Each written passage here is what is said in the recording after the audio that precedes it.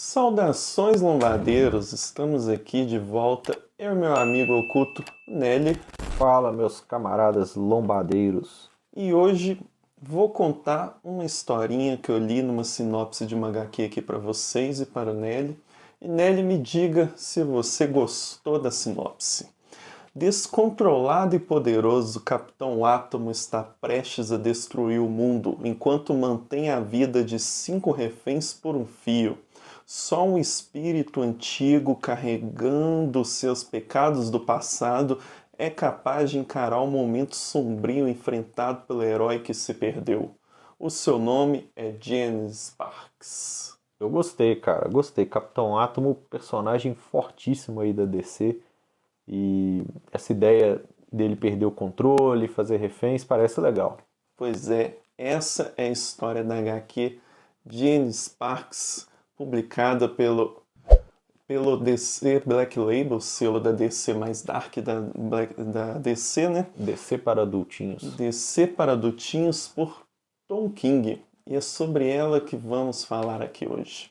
Bom, gente, se você também, assim como eu, foi enganado pela sinopse ou a capa de um livro ou de uma HQ, curte aqui, deixe seus comentários, curte. Vamos falar bastante aqui da HQ da Janice Sparks, feita por Tom King. Tom King já é um cara experiente aí na DC, já está há um bom tempo aí na DC, com várias publicações aclamadas aí pela crítica. A gente pode falar aí de Senhor Milagre, Xerife da Babilônia, a gente pode falar do Supergirl, que está aí com o filme prestes a lançar, todas obras muito aclamadas, premiadas, feitas pelo Tom King.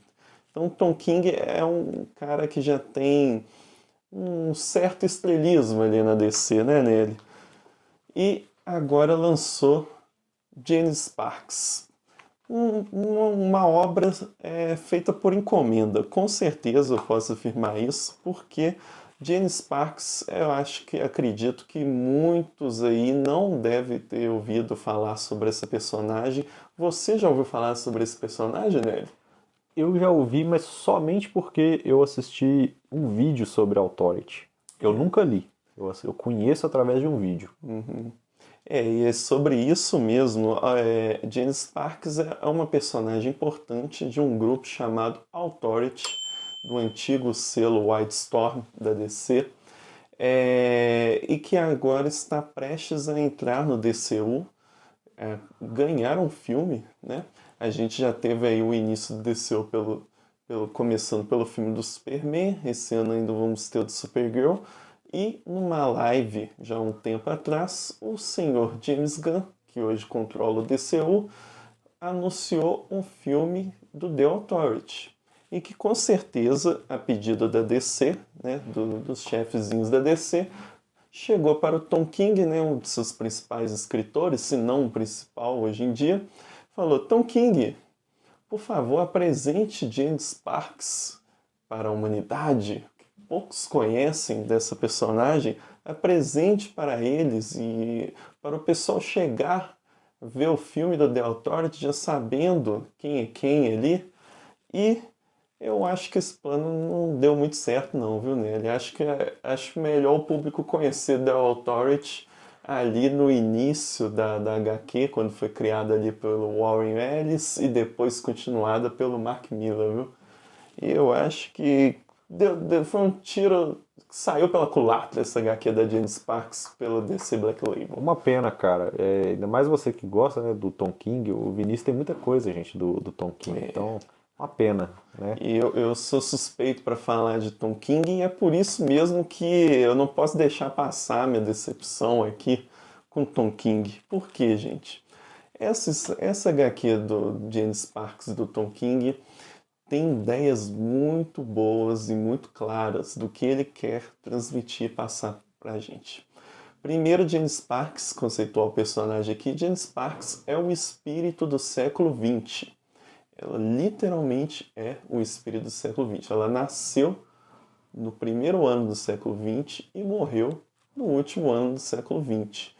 Porém, os problemas que são criados pela humanidade durante o século XX ainda espelham e ainda permanecem no século XXI. Portanto, Jane Sparks é trazida à vida novamente.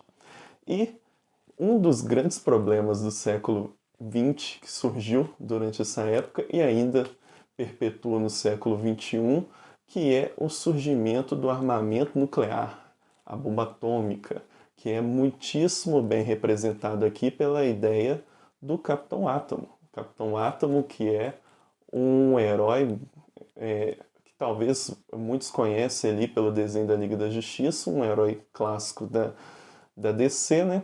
Que nesta obra aqui ele está literalmente perdeu a sanidade, né? Ele está totalmente doido, ele está com um complexo de Messias, achando que é o todo-poderoso Deus, o único ser capaz de salvar a humanidade e criar ordem no mundo. E é exatamente uma boa analogia que Tom King usou aí para o ideal da bomba atômica, né?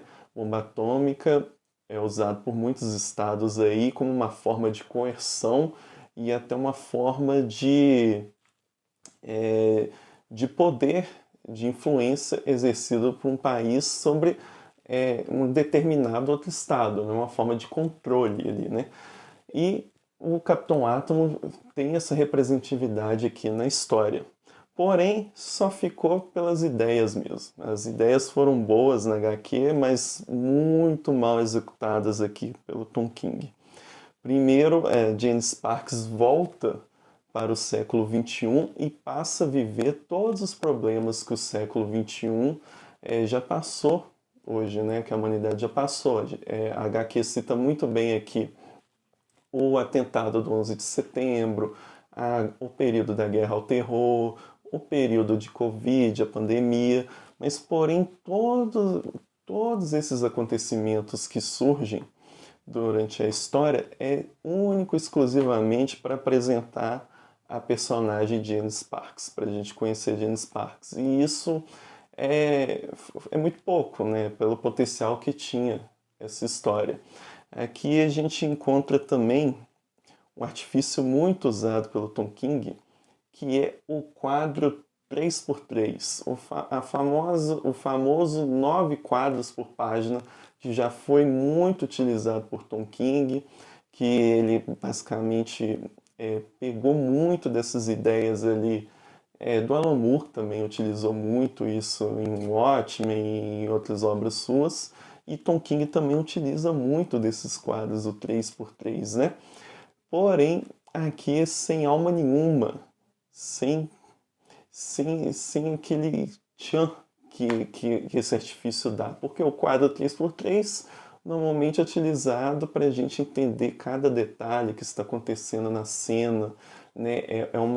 Faz você ter uma leitura mais pausada, para a gente pegar um diálogo mais bem elaborado, uma cena mais bem elaborada, que aquilo está acontecendo num tempo mais lento, mas para a gente pegar cada momento ali da história, né? Porém, o Tom King aqui utiliza isso, assim, para uma finalidade praticamente nula.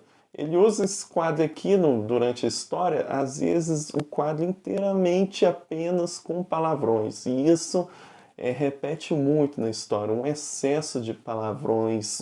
O diálogo às vezes é muito mal acabado com palavrões. É uma decepção enorme assim do Tom King não ter conseguido trabalhar nesses diálogos. Pode um negócio desse, André?